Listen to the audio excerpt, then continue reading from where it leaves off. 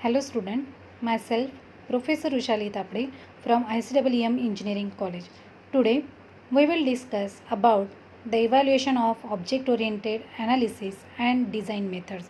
In last lecture we have seen the evaluation of software modeling and design methods. Then from the previous lecture we have discussed about what is a modeling, then what is a visual modeling, then what are the issues or what are the elements which are responsible for rising the complexity in the software. Then we have discussed about the 4+1 view model. Then we have seen about the software architectural design, and in the last lecture we had discussed about the evaluation of software modeling and design methods. In this lecture we will discuss about the evaluation of object oriented analysis and design methods. So in today's lecture we will discuss the evaluation of object oriented analysis as well as the design methods. Then after that we will discuss about the survey of concurrent, distributed and the real time design methods. That means which type of designing methods that are used for the concurrent system, distributed system and for the real time system. Now first we will see the evaluation of object oriented analysis and design methods. In the mid to late 1980s, the object oriented programming concepts are very much popular as well as the successful, and this concept leads to the emergence of the several object oriented design methods. This design method includes the different designing modeling techniques of the different writers such as Bush, Wilkerson, then Rimbach, then Mailer and Jordan. All these designing modeling techniques are included in the object oriented design methods, which is based on the different object oriented programming concept. Now this concept emphasis these methods was on the modeling the problem domain, information hiding and inheritance. These are all the concept of your object oriented system, and all these object oriented analysis and design methods are based on this concept.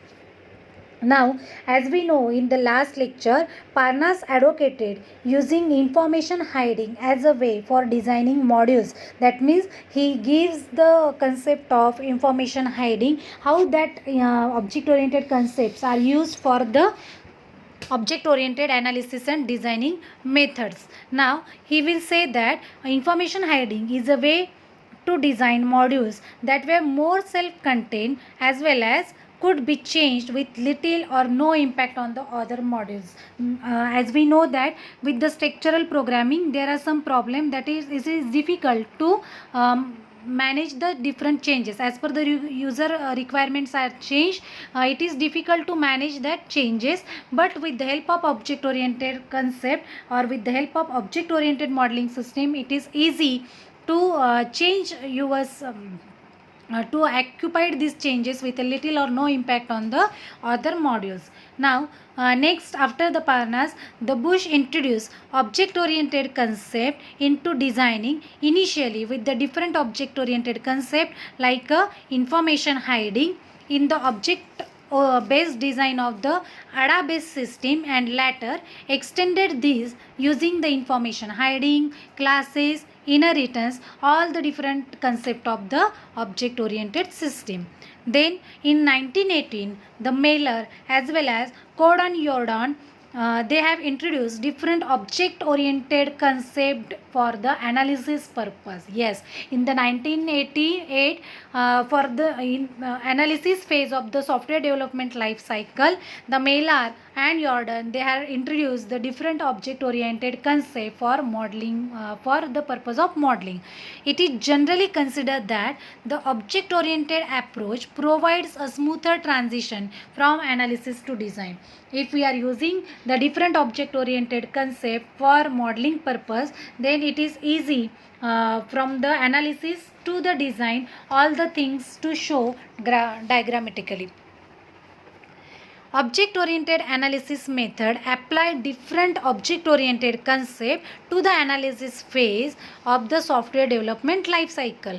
That means all the different concept of object-oriented programming, they are applied during the analysis phase of the SDLC, which will emphasize on the identifying real world objects in the problem domain and mapping them to the software object. So the initial attempt to the object modeling was the static modeling, which approach that had its origins in information modeling, in particular for the entity relationship modeling, or more generally semantic data modeling as used in a logical database design. As we know that after the data structure design for the database for showing the physical data as well as the logical data, the modeling concept used is nothing but the ER diagrams, that is the entity relationship diagram, which shows the static modeling approach of the system. Now ER modeling ER modeling are information intensive objects in the problem domain. Whatever the entities you are representing in the ER modeling, they are information intensive objects in the problem domain. Now in the ER diagram, we are showing the different entities of our database as well as the attribute of this each and every entity and the relationship among this entity. All these things are shown in the ER diagram. So the emphasis is entirely on data modeling. So ER diagram completely models the database of your system. All the things, all the relationship among the entities are shown in the ER diagrams. So during design, the ER model is used or mapped to a database, usually relational. Okay, so in object oriented analysis, object in the problem domains are identified. So what we have done in the object oriented analysis, first we need to identify which are the objects we are in the problem domain, and then they are modeled as the software classes, and the attributes of each class as well as relationship among the class are determined. Okay, in the analysis phase of the object oriented modeling, first we have to determine which are the different objects in the problem domain we required, and then we have to show the relationship among the different classes and attributes of our objects.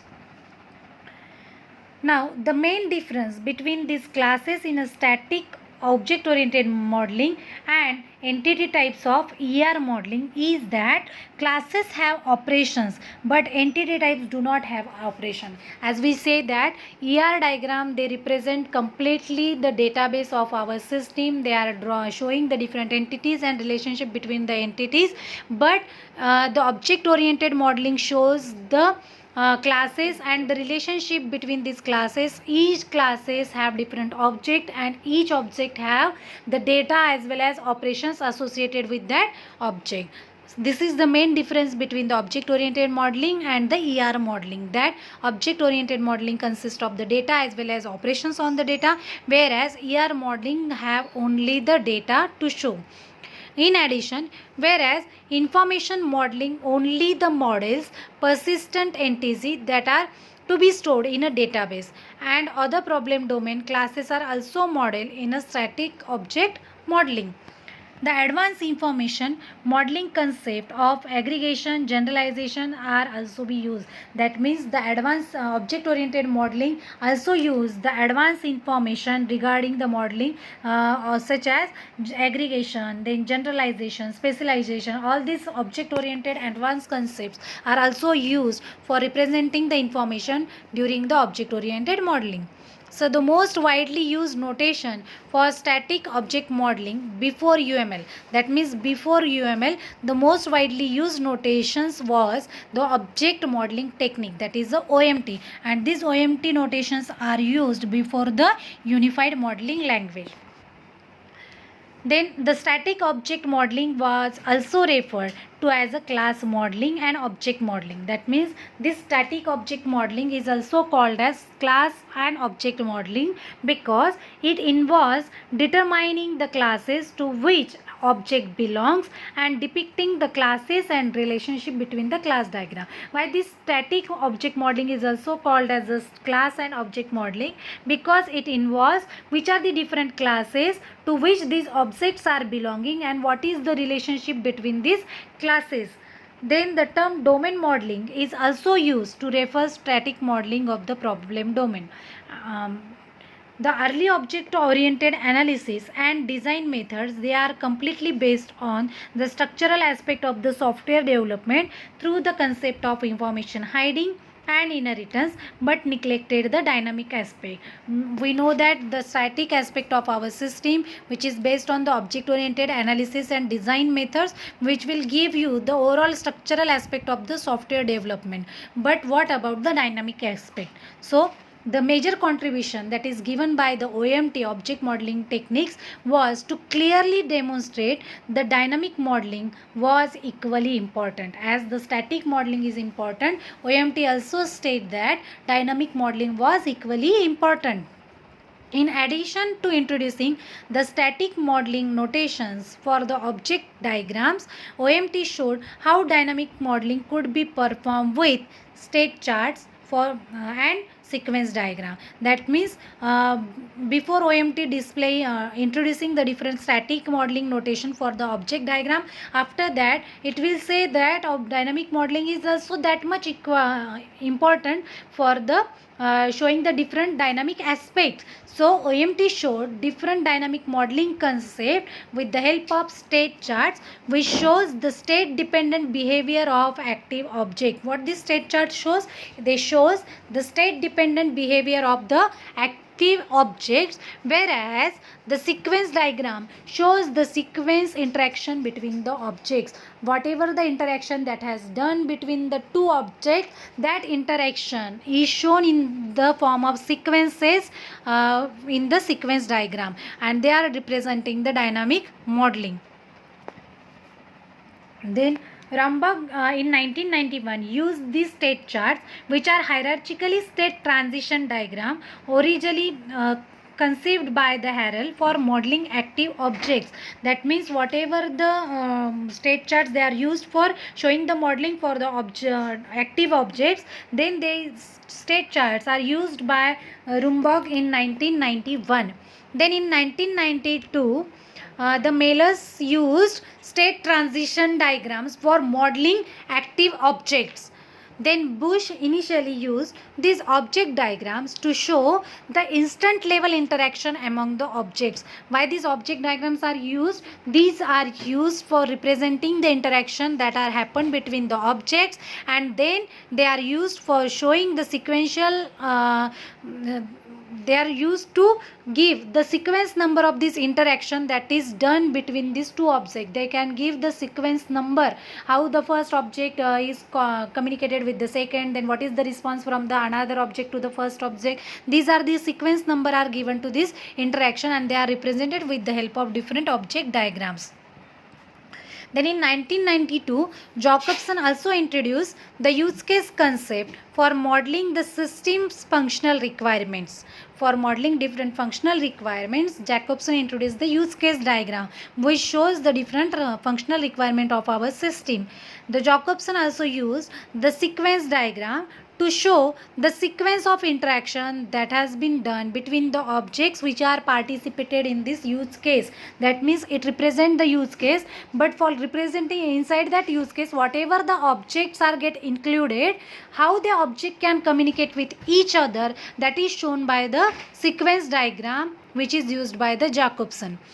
The use case concept was fundamental to all phases of Jacobson object-oriented software engineering life cycle. That means all the concept of object-oriented programming, they are shown in all the phases of the SDLC. The use case concept has profound impact on the modern object-oriented software development. As we seen in the 4+1 view model, there is a +1 view that is called as the scenario, which represent the use cases of our system.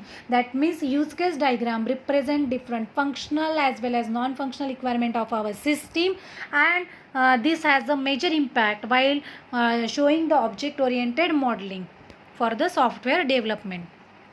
Now, prior to the UML, there were earlier attempts to unify the various object-oriented methods as well as the notations, including the fusion and the work of Williams and Texels. That means before introduction to the UML, different fusion of the object-oriented methods as well as the notations of the Williams and Texels are used for giving the graphical notations. Then the unified modeling language notations was originally developed by, who is the developer of UML notations? That is the Bush, Jacobson and Brumbaugh. They are introduced the UML notations to integrate these notation for use case modeling, for the static modeling and for the dynamic modeling. These are the different modeling types like use case modeling, static modeling and dynamic modeling with the help of state chart and object interaction modeling. Other methodologies that are also contributed for the development of the UML. Then an interesting discussion of how UML was involved. You can see it and its feature that are given in the Cabron and Selig books. You can read it how the UML was involved and what is the future of UML. You can see that concept in this book. Then after that we will see what are the different designing modeling techniques that are used for the concurrent system, for the distributed system as well as for the real-time design system. Then CODARTS, as we know that in the last lecture we have discussed about the CODARTS, that is a concurrent design approach for the real-time system. This method is built on the strength of earlier concurrent design, real-time design as well as the object-oriented design methods by emphasizing both information hiding module structuring as well as concurrent task structuring. That means this method is nothing but the combination of all the concept of the real-time system, object-oriented system as well as the concurrent design system, which will be based on or which will gives you the information hiding model structuring as well as the concurrent task structuring. After that, in 1996, Octopus design method was developed by Abbott, Kusela and Ziegler, which is the designing method for the real-time system, which is based on use case modeling, static modeling, object interaction and state charts. After the Octopus, for the real-time system, the next modeling technique used, that is called as a ROOM, which is an object-oriented real-time design method that is closely tied with the case. All of you know about the case tool, which is nothing but a computer-assisted software engineering tool that is called object time. Okay, so for the real-time system, the next real-time modeling technique is a ROOM, which is closely tied with the case. Okay, so ROOM is based around actors. It is used for the use case modeling, which is based around the actors, which are the active objects that are modeled using the variation state charts called the ROOM charts. We know that Jacobson used the state charts for showing the different modeling in the use case modeling. So the ROOM is based around the actors, which represent the active objects that are modeled with the help of state charts that are called as the ROOM charts. Okay, so the ROOM model is capable of being executed and thus could be used as an early prototype of the system. Then in 1996, Bohr introduced an interesting concept that is called as a use case map, which is based on the use case concept to address different issues that are comes in a dynamic modeling of a large scale system. That means to address the different issues of the dynamic modeling of large scale system, the Bohr uses the concept of use case map. For the UML based real time software development, Douglas provided in 2004 a comprehensive description of how UML can be applied to the real-time system. Then in 2004, Douglas introduced how the UML can be used for the real-time system. The earlier version of the Comet method used for designing concurrent, real-time and distributed system. Before UML, in the last lecture we discussed about the Comet, how the Comet is used before the UML. So for the earlier version of the concurrent, real-time and distributed system, the Comet designing method was used. So in this chapter we had learned about what is the modeling, then what is the visual modeling, then we had seen what are the different principles of modeling, then we learn about object oriented methods and notations, which are the different object oriented methods are used and notations are used. Then we have seen about what is a software architectural design, what is a unified modeling language. Then in last lecture we had discussed about the evaluation of software design methods. Then in this lecture we had discussed about the object oriented analysis as well as designing methods, and which are the designing methods that are used for concurrent, distributed and real time design methods. I hope you will understood all this concept. This is a theoretical concept, but this is very important part as per the paper. So all this concept must be clear to you before moving to the next topic. Thank you.